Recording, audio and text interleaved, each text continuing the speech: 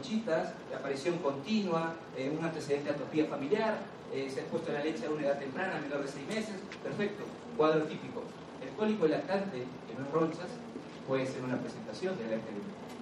La regurgitación del lactante puede ser presentación. Y a los colegas pediatras se les pasaba por delante esos diagnósticos. Algo a tomar en cuenta. Tercero, a veces también uno lee, y como no está muy al tanto, no lo lee tan profundamente, presentaciones muy bien descritas como el ESPAIS, que es la enterocolitis inducida por proteínas, que puede ser por leche, soya y huevo, que son los principales desencadenantes de esta forma de presentación. Es una presentación severa.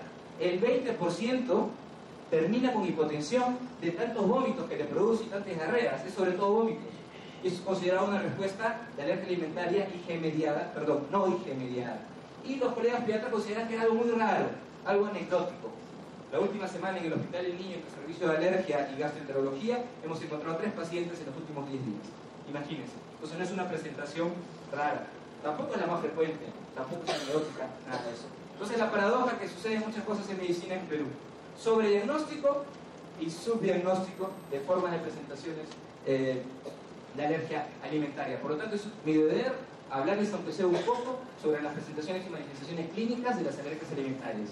Manifestaciones gastrointestinales: pacientes con diarrea, con diarrea con moco y sangre, cólico, regurgitación, manifestaciones reumatológicas, ronchas, anfedemas, eczemas, respiratorias, congestión nasal, rinitis, asma. Pero ojo, si nosotros hacemos un diagnóstico diferencial, pues el diagnóstico diferencial es muy amplio, y recordemos que la alergia alimentaria es apenas un 0.5%, 2%, y el asma en sí, que me da también rinitis asociado como coexistencia, es 15 o 20% de la población general. Entonces hay que saber muy bien cómo conducimos a ese diagnóstico cuando planteamos ese diagnóstico diferencial o sospechamos de una alergia alimentaria.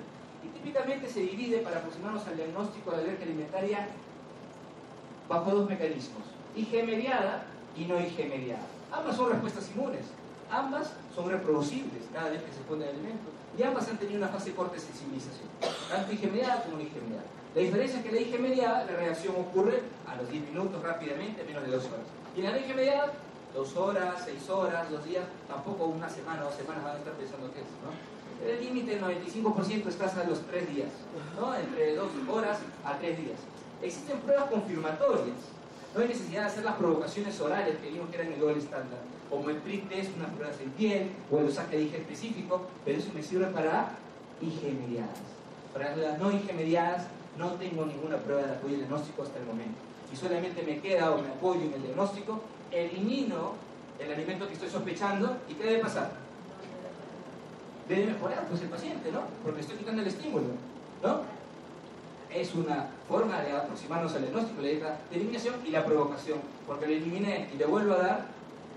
Entonces, ¿le daría una enterocolitis inducida con proteínas que me da 20% de hipotensión? No, basta con la eliminación, tampoco hay que hacer mala praxis o ese tipo de cosas, ¿no? Por eso hay que saber afrontar muy bien cómo se evalúan este tipo de pacientes.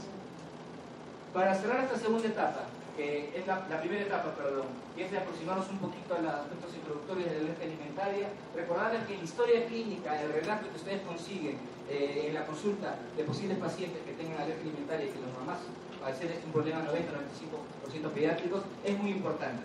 Esto ocurre en pacientes que tienen antecedentes familiares de atopía. Si papá es alérgico, 50% de chances que el niño lo tenga.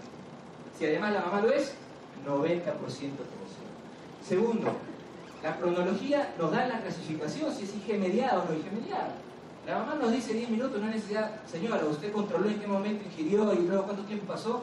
¿10 minutos, 11 minutos? No, es una exageración, pero suficiente que sea menos de 2 horas o más de 2 horas. Eso preguntar siempre. Tercero, ¿qué presentación nos hizo? ¿Cuál es su sospecha, señora? ¿El prurigo? Ah, bueno, ahí saben que no tiene nada que ver, ¿no? Doctor Roncha, muy bien, ¿esa roncha fue a las 2 horas, primeras horas o después de 2 horas? Me estoy aproximando al diagnóstico. Sumo si que tengo antecedentes de atopía familiar.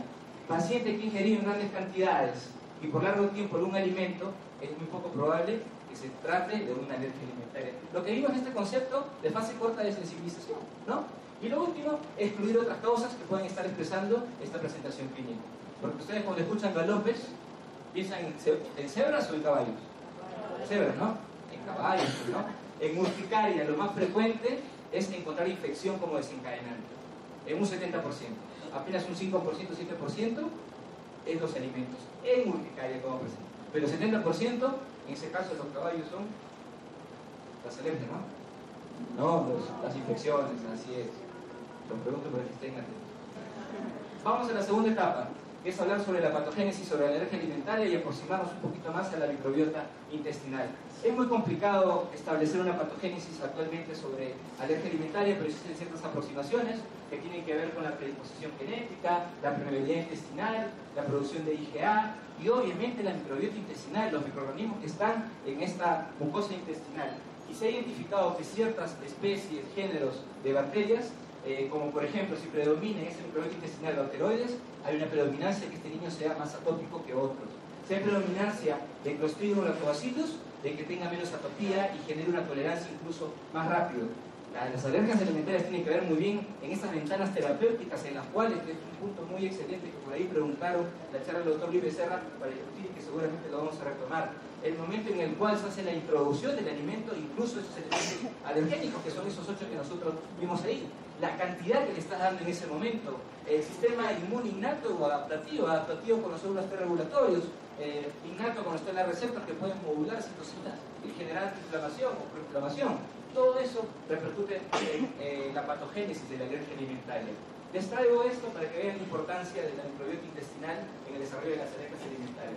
Un estudio hace 4 años, publicado en una revista, la más importante del mundo en alergia e inmunología, que es el JACI, hecho en ratoncitos. A un grupo de ratoncitos se les indujo alergia al huevo como albúmina, a otro como controles, o sea, ratoncitos sanitos, saludables, bien nutridos, perfecto, y se les analizó la microbiota intestinal. A los que tenían esta alergia al huevo inducida se encontraban estos géneros, Lactobacillus, Lactobacillus, Legionella. Muy bien, y a los sanitos no se les encontraba justo esas especies o esos géneros. Y lo que se hizo, primera diferencia, ¿no? Esa diferencia de que hay algunos géneros o especies, que hay más en los atópicos, recuerden que son ratoncitos con alergia al huevo y los otros eran sanos. Y punto número 2, en la segunda parte de ese estudio, se reconstituyó esta microbiota en los sanitos, en los saludables. ¿Y saben qué pasó? Desarrollaron esos sanitos alergia al huevo, incluso con presentaciones severas como anafilaxia. ¿Tiene que ver la microbiota intestinal con las alergias alimentarias? Al menos hay una evidencia experimental, preclínica, importante, como ustedes lo están viendo ahí. Pero obviamente que sí debe ser una respuesta positiva, porque ustedes saben muy bien que somos más ajenos que propios. Existen 10 veces más células ajenas que de nosotros mismos.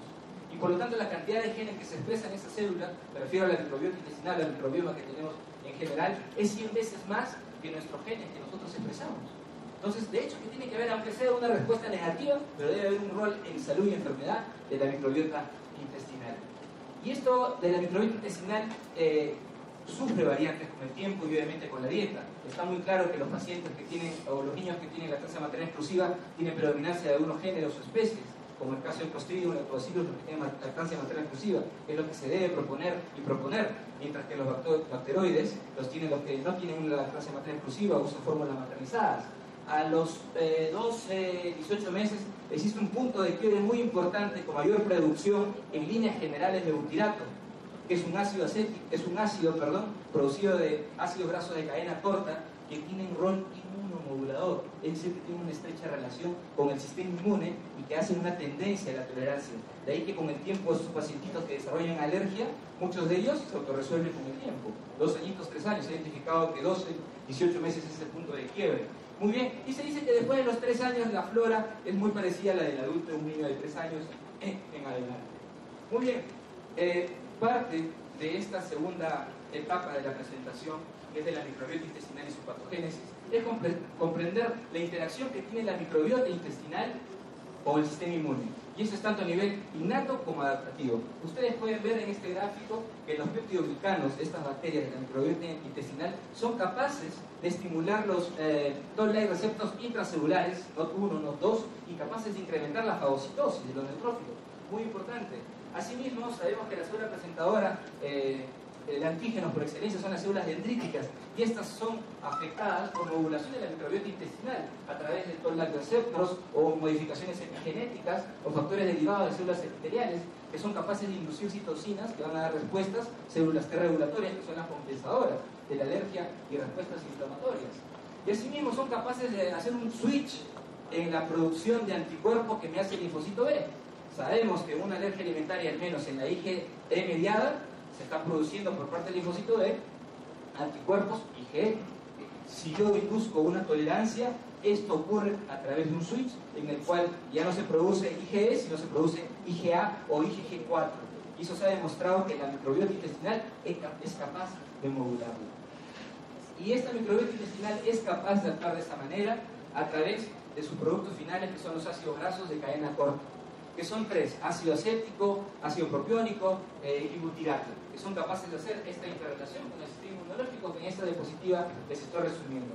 Vean ustedes que estos short chain acids, los ácidos grasos de cadena corta, son capaces de modular las células dendríticas, son capaces a través de receptores intracelulares de modular los neutrófilos, son capaces de modular o hacer el switch de producción de linfocitos B y producir IgA y no la IgE, que nos hace daño, modular células linfóides innatas, que es un intermediario entre inmunidad adaptativa y inmunidad innata. Muy interesante, y por lo tanto no es difícil creer que pueda tener un rol clínico la modulación de la microbiota intestinal a través de los probióticos en desórdenes alérgicos o en alergia alimentaria. Y no es para menos, porque actualmente en ninguna parte del mundo existe una cura para la alergia alimentaria.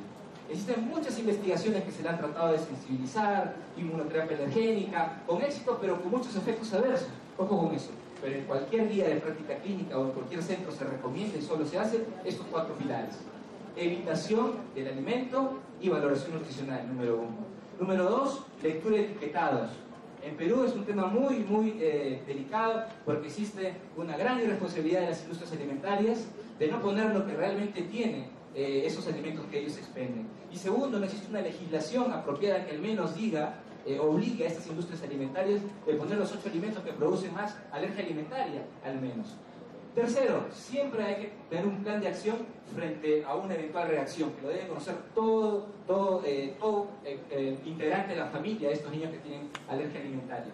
Muy bien, y por último, lo he diagnosticado y les he dicho reiterativas veces de que el 90% al cabo de 4 o 5 años va a autorresolver su alergia alimentaria. ¿Qué significa? Que muchos de ellos al añito pueden estar tolerándolo, a los 2 años también. Entonces no basta con diagnosticarlo, sino referirlo al gastropediatra o al inmunólogo para que le haga su plan de reintroducción de alimentarios y que son presentaciones leves. Entonces no basta con diagnosticarlo en cuanto a alergia alimentaria.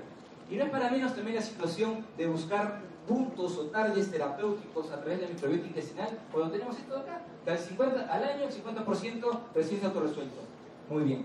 A los 3 años el 25% se ha autorresuelto. Queda un 10% que a los 6 años todavía están con alergia alimentaria. Y esto de la microbiota intestinal se viene investigando hace muchos años, pero estos 15 últimos años con muchas fuerzas. Es razón por la cual el año 2015 la Organización Mundial de Alergia hace un position paper de revisión de toda la bibliografía sobre microbiota intestinal y desórdenes alérgicos, en los cuales nos da 3 statements muy importantes que se los voy a compartir. Pero antes de compartir esos 3 statements me gustaría que vean esto, porque uno de los impulsores para que ocurra este position paper fueron la aparición de esos artículos que combinaban muy bien la microbiota intestinal y la evolución clínica de pacientes.